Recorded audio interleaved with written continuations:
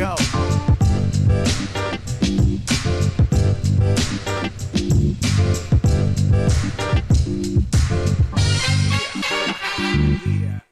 No. That's the nothing personal word of the day. It is Friday, July 12th, 2024. No. That's the nothing personal word of the day. It is Friday, July 12th, 2024. You choose. Was it a Paul Skenes no-hitter? A no-no we were all excited about? 7 innings, no hits against the Brewers. The Brewers were looking meek, not like a first-place team. Paul Skenes mowing them down. A 6-pitch 7th inning. Walks off the field, takes his hat off, has the talk with Derek Shelton, and doesn't come out for the 8th inning. No, he only had 99 pitches. No. Immediately, everyone goes bananas. We were about to watch history. No-hitters are cool, but a guy who's been in the big leagues a couple months, the best pitcher, the starter for the All-Star game not announced, throwing 100, mowing people down, an ERA under 2, hadn't lost a game, adding a no-hitter to his first year. Now I'm a favorite for Rookie of the Year. I'm just saying that. Coke has to confirm it for me, which you will. I assume he's the odds-on favorite for National League Rookie of the Year, and they don't bring him back on the field. People have asked since that the text started. Actually, it was text. And you went at David P. Samson. You went at me on X. What would you have done? NFL stands for No Fun League. MLB stands for you better not get your pitcher hurt for a team that has 0 chance to make the playoffs while they're making a run. And they're sort of on the periphery of the National League wildcard. He is the heavy favorite for Rookie of the Year. Coke is yelling in my ear. And he's the number 4 favorite for Cy Young already. That's a little dicey, but Rookie of the Year for sure. But before I get to my view of whether he should have been let to finish potentially a no-hitter, wait till you hear what Derek Shelton, the manager of the Pirates, said when asked after the game, why did Skenes come out of the game? Tired. I mean, it was, it really didn't have anything to do with the pitch count. Everybody makes it about pitch counts. It was about where he was at. It was about, trusting your eyes, trusting him. When I went and talked to him after that, I mean, he was tired. They did a good job of wearing him down, and, I mean, he gave us everything he had. Not to push back, I mean, what did you see that indicated that he was tired? I think the stuff and just how his body was reacting. I mean, even after the 6th, we could tell he was getting a little bit tired. I think it's the first time we've seen it. I mean, the volume he's had, but overall, the fact that he was able to go back, get through the 7th, it was really impressive. He did a great job. I like that. We could tell, although it's the first time we've seen it. I guess it's sort of like when you see something for the first time that you don't know exactly what it looks like, but then when you see it, you know it. Maybe it's like love. You never know what it is until you feel it. Derek Shelton telling you that they use their eyes. Horse hockey. Ben Cherington, Bob Nutting, president of baseball operations, owner of the Pittsburgh Pirates, are protecting their best asset. He is under a strict pitch count, period. We can debate whether or not we agree with pitch counts, and the debates are raging. Show me the proof that you let a guy go 110 that he is going to hurt his arm. And I'll show you the proof that I can let a guy go 40 and he can have Tommy John surgery. There has never been a doctor in my entire career who's been able to tell me we have got the correlation nailed. Do this, and your guys won't get hurt. We've heard the analytics say we don't want our pitcher going 3 times through the lineup, specific to a pitcher. We've heard analytics people say we want a certain pitch sequence to certain hitters. Never have we heard analytics. Never have we heard doctors. We've only heard GMs scared for their lives, owners not wanting performing major league players to get Tommy John when they're cheap, and Skenes is cheap, and the Pirates need to win with Skenes now, not when he is fourth, fifth year and into free agency. The pitch count plan is done before the first pitch is thrown by Skenes. Hold on. I must be wrong. They must have been shocked by the fact that he had no hit stuff and he went into the seventh inning and threw 7 without giving up a hit. Never seen that before. You realize that he's 6-0 with the 1.9 this season. You realize that he's the first pitcher, this is a good one, with 7+ strikeouts in at least 10 of his first 11 career appearances. That's the first. Never happened. How about the fact that he's had 2 no-hit bids of 6+ innings pitched in his first 11 career outings? That's pretty good. Only 2 guys have done that. How about the number of pitchers to have multiple starts without giving up a hit and striking out 11? Guess who's done that? 2 people. Paul Skenes and Nolan Ryan. Here's what I wanted Derek Shelton to say after the game. I'm sorry. There is no question that we want to see Paul Skenes throw a no-hitter. The fans love it. The player loves it. It becomes part of history. He was cruising. He got through that 7th inning in 6 pitches, but we knew in the 6th inning when he started at 93 or 92 pitches that he had a strict limit for this particular game of 100 pitches.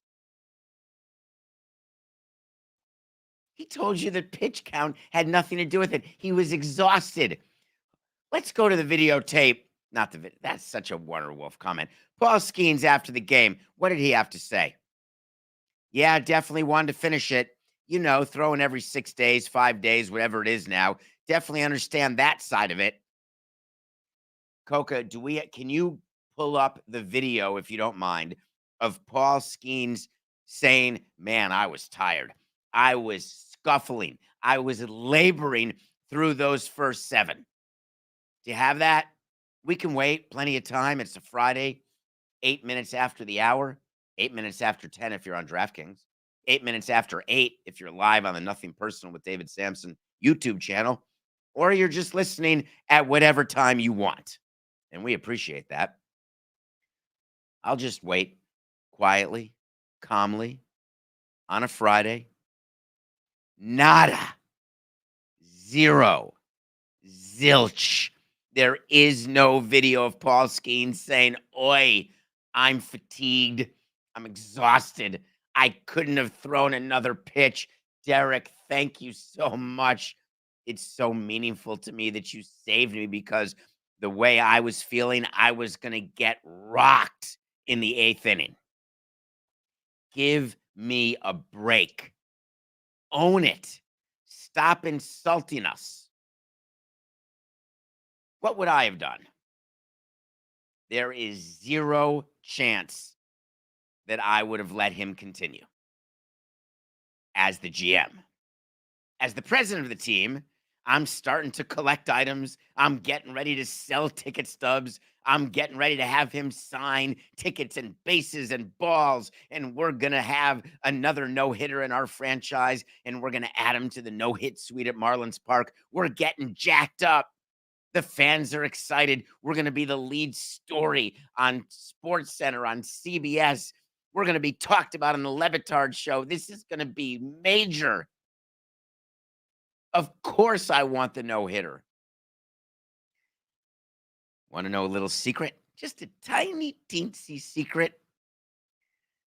I love that he's going to start the All-Star game. I love that he has 11 career starts and that we called him up when we did, though. It was a slight bit early in my mind. But I am despondent that I am potentially wasting a full year of service. Rookie of the year, love it. but I did this. I had a bunch of rookies of the year. I had a lot of amazing young pitchers throughout my tenure, and it hurt every single time. The hurt of not maximizing those possible performances with a playoff appearance, it gets you right in your garrote. It's terrible. But I understand why you take them out. You have a plan. It's preordained. I've said this so many times. There's a lot of activity that happens during the course of a season for the front office. There's certain times of year. It's almost like baseball where it's a fast twitch game where in between pitches you can relax a little bit and then you get in the ready position. When you're not hitting, you're in the dugout spitting seeds or chewing gum. And then when you get on deck, you start to lock in. And then when you walk up to the plate, you're locked in. So the front office, the calendar is like that. There are moments in the calendar when you can breathe, not a lot. And there's moments when you've got to be toothpicks in the eyes. You're not sleeping, you're eating pizza, and you are locked in.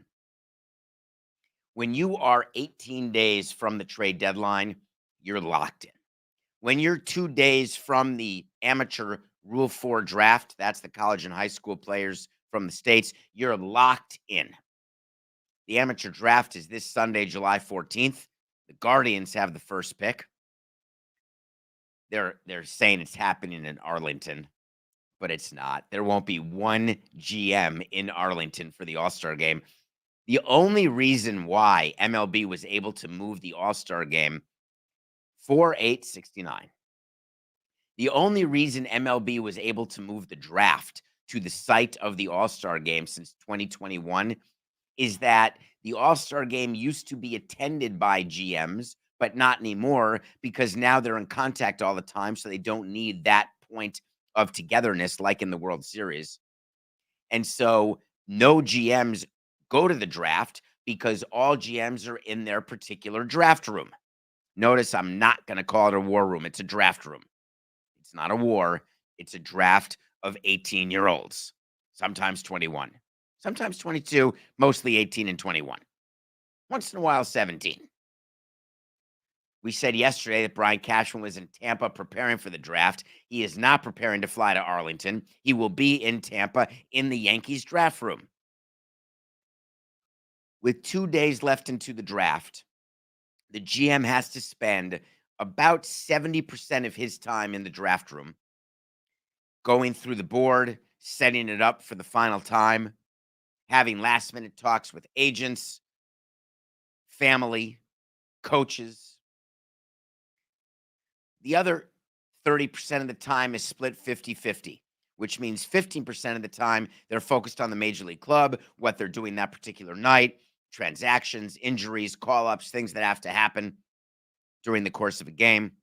And the other 15% is on the deadline. If you asked a GM whether they wanted the draft this close to the deadline, they will all tell you no, because they don't want to be spending only 15% of the time on the deadline. They'd like to be spending 85% on the deadline. The minute the draft is over, the allocation will move to 90-10 deadline versus operating your major league team. My friend Jim Bowden of CBS, he's got a great show on Sirius, longtime general manager, had a tweet yesterday that I loved. It made me smile. It said the Astros are busy. They've talked to the Mets about Severino and Alonso, the Diamondbacks about Christian Walker, the Cubs about Bellinger, the White Sox for Andrew Vaughn, and they've shown interest in Crochet, Flaherty, Gausman, and others. I love that he sends that tweet. It's important for his large following to have an understanding of what teams are doing. There's articles every day, targets, buyers, sellers. Do you know what all 30 teams are doing? Only 15% of the time right now, but it'll be more soon. You split up the other 29 teams among your AGMs, maybe your VP of player personnel. The scouts are out scouting all 29 organizations, minor league, major league. When you are a buyer, you are focused on the major league side. When you're a seller, you're focused on the minor league side of the particular trade targets. You are making inquiries. Hey, Chris, what do you got on crochet? Anything? What do you think? Hey, David, are you moving Alonzo? I'm sorry, but guess what, Dana? Dana Brown, Astros. David Stearns, Mets. You know, we've been winning a lot. You know, we're in the final wild card spot. You know that Steve Cohn said we're going to win a damn World Series. Now, you think we're selling? Are you out of your mind? Meanwhile, Pete Alonso was on his way to Arlington. Through some miracle, he's an all-star. Miracle. He did not deserve to be an all-star, but they needed him in the home run derby. Oh, guess what? You're an all-star. I don't like that players do that. They need to be in the all-star game to participate in the home run derby. Is Amin around? No, it's just me today doing Le Batard in 44 minutes. We'll be live. Does everybody in the slam dunk contest and in the three-point contest, are they all stars, Coca? I will bet you $1, Mortimer, that everyone in the three-point contest and the slam dunk contest is not an NBA all-star. Why is it that MLB players will not do the derby unless they're all-stars? Wait, I just figured it out. Because you get paid when you're an all-star. And you get to add it to your resume that you're a blank time all-star. When you're in the derby, you get to be a blank time +1 all-star. Unless, of course, you play for the home team, in this case, the Rangers, and you're Adolis Garcia, and you're just in the home run derby because you can sleep in your own bed.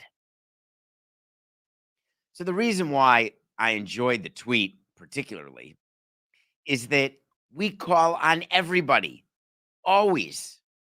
That's the job, and Jim did the job and did a great job as GM. You have to cover your bases because your owner is annoying the crap out of you. Did you check on Alonso? The Astros need a first baseman. They got rid of Abreu. They got Singleton, and the Astros have made an amazing recovery. If you're the Mariners, you're shaking in your britches. It would have been so cool just now, Coca, if I could have come up with something that Seattle's known for. You're shaking in your hood. Is Mount Hood the one in Seattle? What? I can't believe this. I am mortified. This is live. We're live. It's the thing that I look at that's always covered by clouds except for 3 days a year. It's the big snow-covered mountain in Seattle. Is this really happening to me? It can't be. I can't even hear you, Coco. Shaking in your right, Rainier. God dang it. Can we edit that out? I cannot be that brain malfunctioning. Okay, we'll do it. Thank you so much. You never agree to edit anything out. 4-8-69. The Houston Astros have had an unbelievable recovery. They certainly need to add a first baseman. Whether they're looking at Walker from the D-backs, not going to happen. Whether they're looking at Alonso from the Mets, NGTH, they've put themselves in a position where the Mariners are shaking in their Rainiers. Yes. That was awesome. Clip it. I'll give you a wait to see. I'm definitely going to give you a wait to see about the Houston Astros. The Houston Astros are buyers. The Houston Astros will add at the deadline. The Houston Astros under owner Jim Crane are looking to continue their dynasty, and everyone was so down on them. Are people not? When will people learn? I would like to help you all. Stop panicking in April. I would like to help you all. Stop celebrating in April. Don't forget the equation that we go over every year. Football games are roughly, forget 17 games, forget what's about to be 18 games. Just assume that every football game is 10 baseball games. At the end of April, let's say you've played 30 games, which is more than you've played, but just say 30. When your football team is 3-0, you're in. Is that what you're saying? Oh, we're Super Bowl favorites. We got this. When you're 0-3, it's just the media. We love to do this. Only 12% of 0-3 teams after 3 weeks of the NFL season make the playoffs. No teams won the Super Bowl except 3 in the modern era. Give me a break. It's early in April. Now, the Astros, because we're in middle, getting to be late middle. End of July is late middle. And September starts being early late. End of September is late. It's my favorite. I get to do that every year. But what the Astros have been able to do, they're not the only team. Cardinals, good example. I did a side note, Coco. We didn't talk about this. We didn't say we'd talk about this. I did a radio show in Seattle the other day. I think it was this week, and I don't remember what day. And there was a degree of panic because their lead in the division is down to a couple games, because their offense stinks, because they didn't know whether they should designate Polanco, a player who they had traded for, and they traded 4 guys to Minnesota to get him. He was supposed to be a huge offensive upgrade, and he has been absolute ass. He's been terrible. And so people in Seattle are just worried. We have to get bats. We have to figure out, when do we not put Polanco in the lineup? And all these articles get written. There is a rhythm to what the media does during the course of a baseball season, much like there's a rhythm to what front offices do.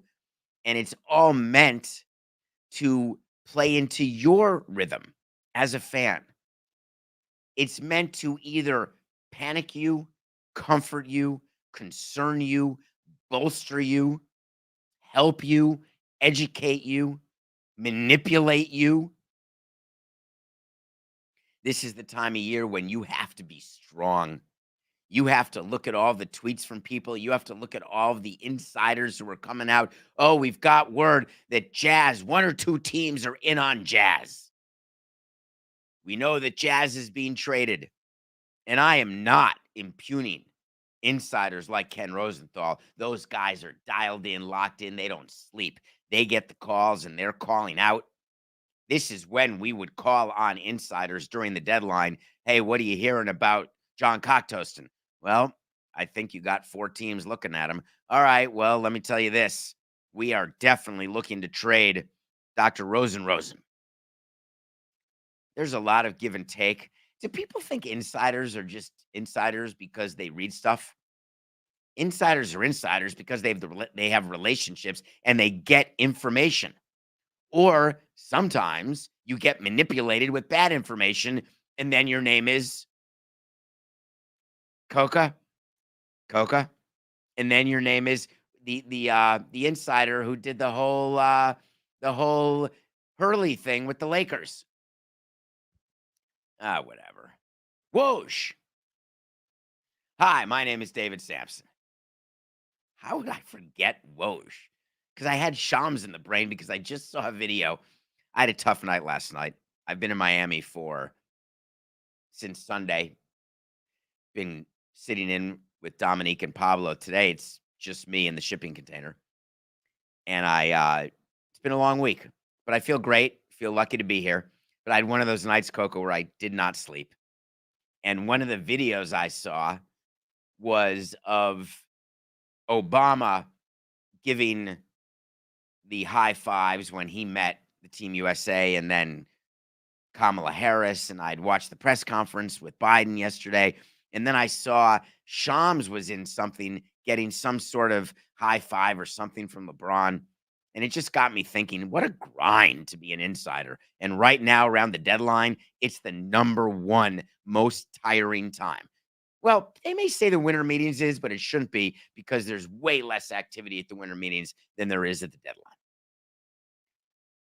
Nothing personal pick of the day. Can I say it? We are HOTT. We are Buster Poindexter, David Johansen, feeling hot, hot, hot. If you're not going to celebrate going 9-1 in your last 10, then you don't get to be despondent when you're 1-9 in your previous 10 or 1-50. Last night we had the underdog Diamondbacks. Were you worried going against Max Fried? Don't you worry. The Diamondbacks are pushing. That clubhouse wants some ads. They want the ability to defend their National League pennant. They are not going to let Derek Hall and Ken Kendricks say, no, thank you. You guys don't deserve it. An amazing, fantastic pitching performance by Fott. Fried pitched great too. But Diamondbacks won 1-0, which means we won. I was so sure that to come back, because we're still down units, go to davidsamsonpodcast.com. You can see our merch. Coca, are we Monday? No, we are 10 days away from being live in St. Louis. To all the fans in St. Louis, I'm coming for you. Can't wait for the rescheduled live show. I will not be sick. I promise you that. That'll be July 22nd. Also on davidsamsonpodcast.com is our picks of the day. We're down units. So I really wanted an underdog, and I said, we're going to take the Tigers over the Dodgers because people are sleeping. They're sleeping on Tarek Skubal, who's a candidate to start the All-Star game. Not going to happen. Look for Corbin Burns, but he is good. I thought he'd be a dog. It's the Dodgers, for crying out loud, Meatloaf. The Dodgers are underdogs. Why? They can't hit. They just went into Philadelphia, scored 5 runs in a sweep, although Philadelphia has the best rotation in baseball. But the Tigers and Skubal, he actually, in the Philly rotation, he may nuzzle in. He may be the number 2 starter in Philly. There's actually a chance. So here's what we're going to do. We're going to take the Tigers, and we are going to lay the 142 because the Dodgers are not playing well. They're not hitting. And the worst part about being swept in Philly, which is a bandbox where you can't score 5 runs in a 3-game series. And when you do, it stinks. But now they're going to Comerica. We're taking the Tigers. Saturday, I want to have you look at a game too. We're going to have 2 picks. Nathan Eovaldi is pitching for the Rangers against the Astros. We've talked about how hot the Astros are. It's a very big series that starts today. It's the final series before the break. The Rangers are HO triple as well. They are after the Astros and the Mariners. More importantly, as a reigning World Series champion, you simply want to get into the playoffs in October. With a lineup like they have, Simeon may end up starting at second base now that Altuve's off the team. But in any case, big series. Nate Eovaldi is a big-time pitcher, big game pitcher. We're taking the Rangers on Saturday, not tonight, Saturday. Those are the picks of the day for this weekend. Okay, we're going to take a break. When we come back, we're going to review a movie. I want to tell you about something I'm doing for charity. And then we're going to answer a question that one of you had sort of about Charles Barkley. We'll be right back.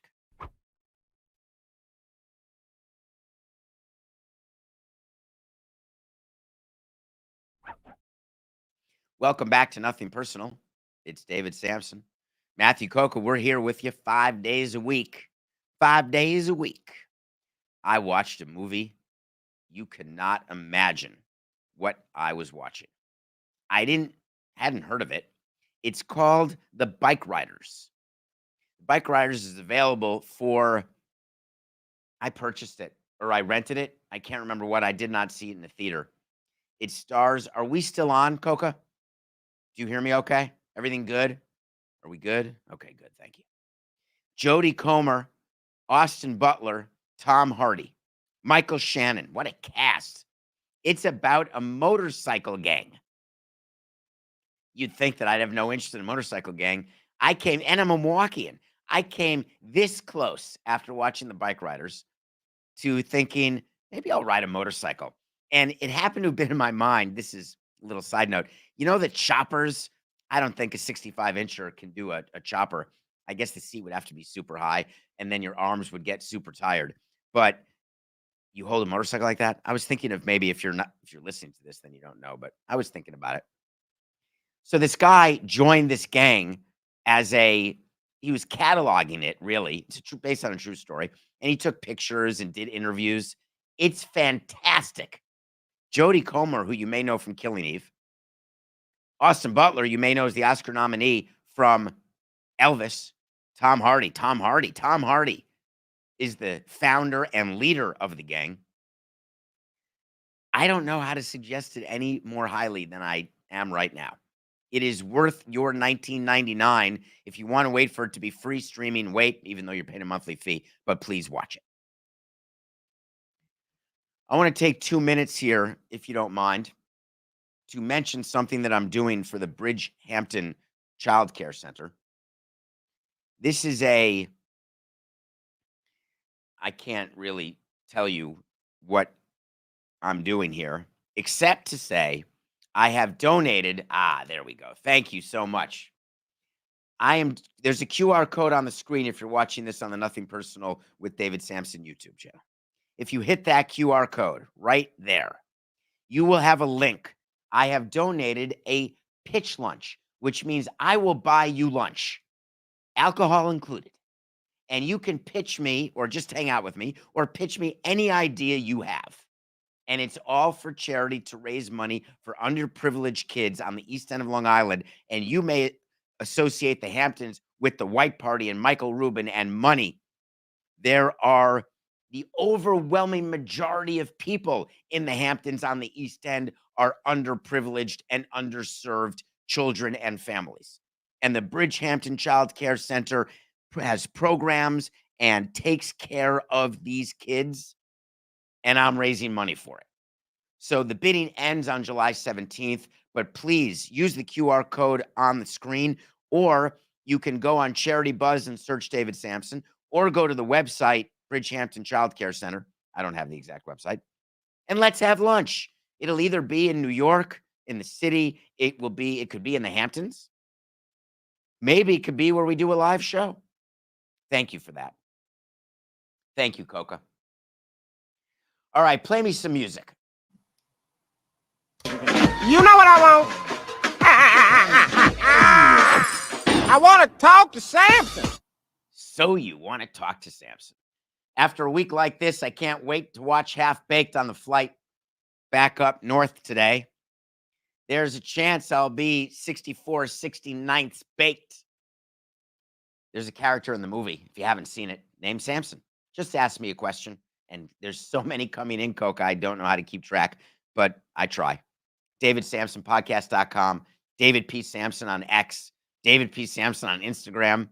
Some people are texting me, Coca, this has become such a popular segment. I've got people in my phone who text me questions. Hey, do you want to do that on the air? Okay, David. That's a weird way to start a question. Okay, David. You have said that TNT won't keep NBA deal. Now I have read that they will match. Are you wrong? Or do you want to change your wait to see? Well, first of all, thank you very much for being a fan of the show and for knowing what wait to see is, where we tell you something's going to happen. And if it does, great. If it doesn't, great. We'll revisit it. We have it on the document on DavidSamsonPodcast.com. I actually didn't check, and I had all night to check. All night. Shout out to Jesse for getting rid of the luggage under my eyes, but I had all night. Not great. Miami's so quiet in the middle of the night. I think we have a way to see that TNT is losing the NBA package. Yesterday on the show, we told you Amazon, NBC, and Disney are taking over $76 billion, 11 years. Then we got word about this matching right that exists in the contract, which I question. The ability to match a package that didn't exist when you sign your deal but let's not quibble over legality. But word is out that TNT has 5 days once these new deals are delivered to the door. TNT doesn't have a door. Warner Brothers Discovery doesn't have a door. They have a lobby. Maybe David Zaslav has a door, and they don't bring all these new deals that they have signed with NBC and Disney and Amazon, and they drop them in binders at the door of David. Well, I don't think he needs to worry about Elijah and keep the door open. It doesn't actually work that way. But you do have 5 days to match. But here's the interesting part. The NBA already knows whether TNT is going to match, and the NBA already knows whether they can match. Tons of articles right now. Could there be a lawsuit? Will Warner Brothers Discovery say you put us in a position where we couldn't match on purpose? You wanted over the air. You wanted streaming in 200 countries, not 100. We're suing you. Hi, my name is Rune. Folks, I'd like everyone to take a breath. When you want to CYA, which is code for cover your tuchus, there are certain lengths you're willing to go. I've gone to some significant lengths. Starting a lawsuit against the NBA is a bridge way too far over the River Kwai. There is no board of directors of WBD. There is no CEO. There is no person who would look at the situation and say, we did not have a chance to renew. We did not have a proper chance to match. We're going to go all the way, Sly, and we are going to sue you. It's been done, but about 50 years ago. Charles Barkley gave another interview yesterday. He said, in my heart, I think we've lost the NBA. Charles Barkley, who claims he's in the dark, doesn't know anything about anything, said, I'm still going to retire. But did you hear the caveat? Side note, Coca. Did you hear Charles's caveat yesterday? As far as I feel now, I don't think I can work for another network. Things tend to change when you get 5 years, $1.25 in front of you. Maybe he's waiting for Stephen A. Smith to resign, and then he wants to get above Stephen A. Smith. You know what? Although Barkley did say, I'm 61 years old. I played for 15 years. I've been on TV for 24 years. I got plenty of money. I've never heard a rich person say that. I got plenty of money. I don't need more. What I hear people say is, give me more now. I will sign a deal. Maybe he wants TNT to match the Amazon package, which will be like a Thursday package. Work once a week. No real playoffs. The other thing that's coming out is that Warner Brothers Discovery has not perused the NBA's deals. Again, not true. If you think that TNT is going to get the deals delivered to their door, they're going to hire 15 lawyers at $2,500 an hour and say, all right, we got to read. We got 5 days. Read it all. Go provision by provision. Come on. It's not how it goes. When you're negotiating, you think that TNT never got to the point of, hey, let's start looking at provisions.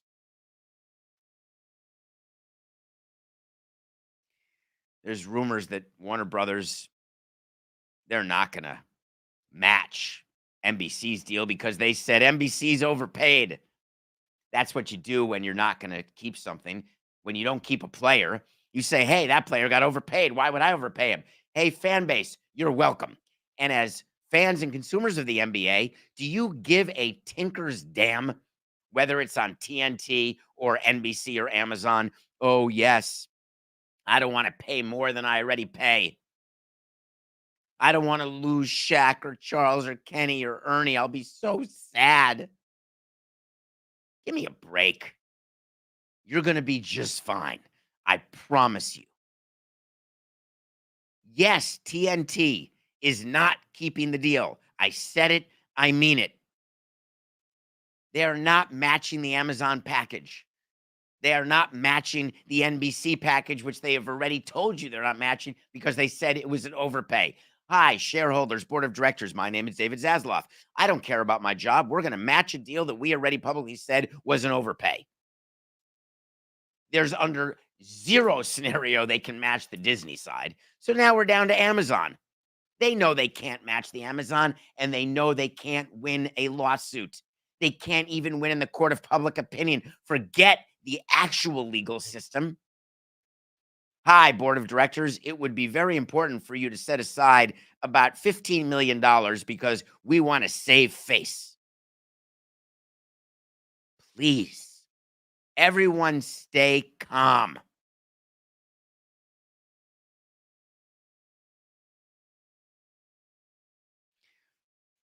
Roger Goodell of the NFL is funny. These commissioners are all funny. So the NBA is going to get $76 million over 11 years. Roger Goodell got $110 million over the same 11 years. Did I say billion? Did I say million? There's no way I said million. There's no way I said that they got $76 million. Meadowlark has gotten the rights to the NFL for 11 years, $110 million. Of course, it's billion. What I was smiling about is that he was asked he's in, I was going to say Utah, but it's not Utah. It's Sun Valley, Idaho. That's where David Zasloff talked a bit. That's where Roger Goodell is. Everyone tries to get the invite. You want to go to the conference. You want to be in the who's who of the billionaires. I wonder how they decide when they're landing the PJs in what order. Do you think they stagger them? Like, hey, we've got Goodell coming in. Rob, do not plan to land at that point. Nor you, Adam. He was asked whether or not he now thinks the NFL is underpaid for its rights deals.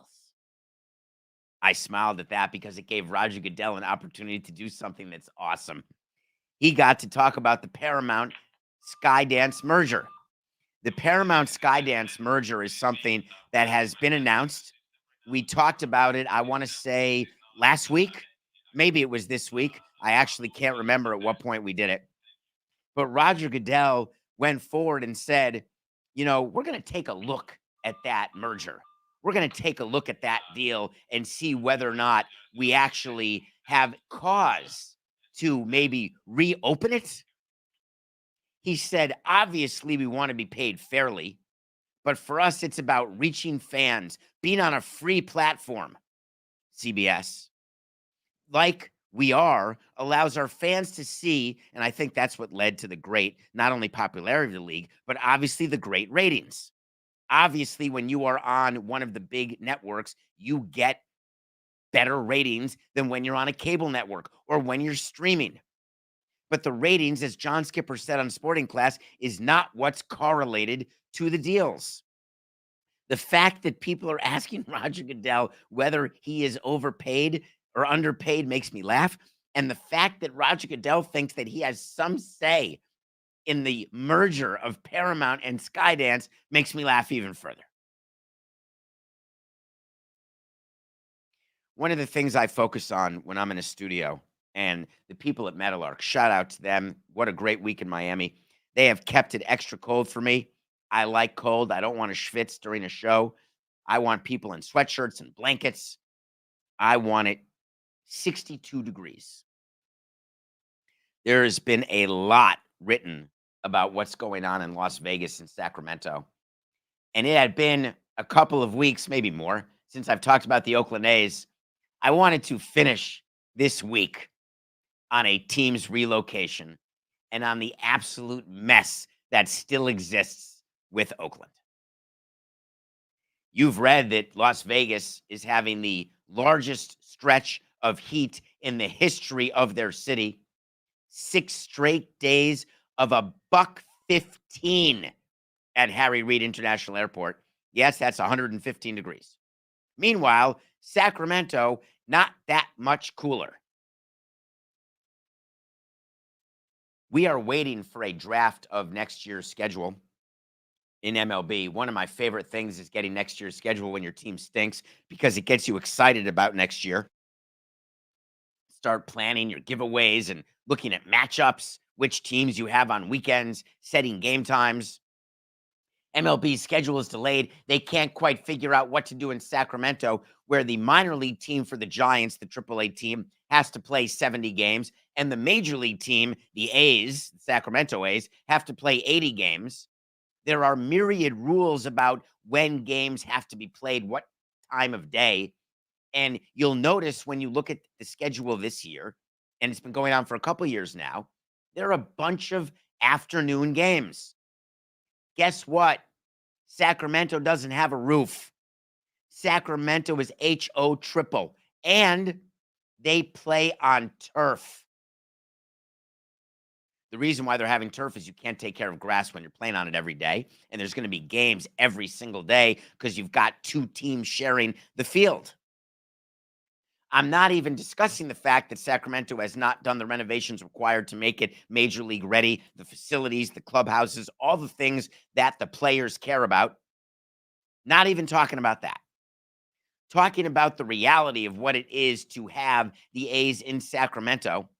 No progress on the A's in Vegas. Do not be fooled by the fact that the Tropicana is going to be imploded and therefore the building is ready to be built in Oakland. That the building is ready to be built in Las Vegas. The players' union is now firmly involved in this. There is an article that you should read in the San Francisco Chronicle by John Shea. And it talks about the MLB Players Association, the concerns they have. And it has a quote in there that is very interesting to me. The Players Association is currently discussing a wide range of issues with the league, including playing surface conditions and game times, with the intention of scheduling as many games as possible at night. This is a union spokesman talking to John Shea directly. Our priority is to ensure that players' health, safety, and other rights are prioritized. Because the collective bargaining agreement guarantees certain things that the players wanted for player comfort. It guarantees when you have to play, when you've got a getaway and you've got a flight over 2.5 hours, or you're going home to an off day. There's all sorts of times when you have to play an afternoon game. And what the union has to do is waive those provisions in order to have more night games. But the players don't particularly want to play night games. But in Sacramento, they're going to have no choice but to play more night games, which is going to really make some of the road teams angry. So the union has to deal not just with players, the A's organization, who are already dealing with the relocation, but they have to deal with players with the other organizations, certainly in their division, but with the balanced schedule now, it's all teams. It's a complete cluster. So what do I think is going to happen? The Oakland A's will play in Sacramento next year. The schedule will be released. The changes will be made to maximize the number of night games because it is unmanageable to play during the day in Sacramento consistently. The union will agree to waive certain privileges that they bargained for. They will do it with the understanding that they are not waiving this through the next collective bargaining agreement. This will show you yet again the problem that exists between the union and management and the commissioner's office, the tension that exists as we enter into a new CBA negotiation, which is forthcoming here in a very short period of time. And the fact that these arguments have to be done now with a delay in the release of the schedule. Why? Because the entire relocation of the A's, as I've stated, and I will reiterate, it's been clumsy. It's been done completely incorrectly on the team side, on the league side. They have no choice but to clean their act up. And this whole bait and switch talking about Sacramento and heat waves, it is simply a small example of a way that you can fight about little things as a preparation to fight about big things. I appreciate the week that we had, and we'll be back Monday. And as the union likes to say, it's just business. And as the management likes to say, this is nothing personal.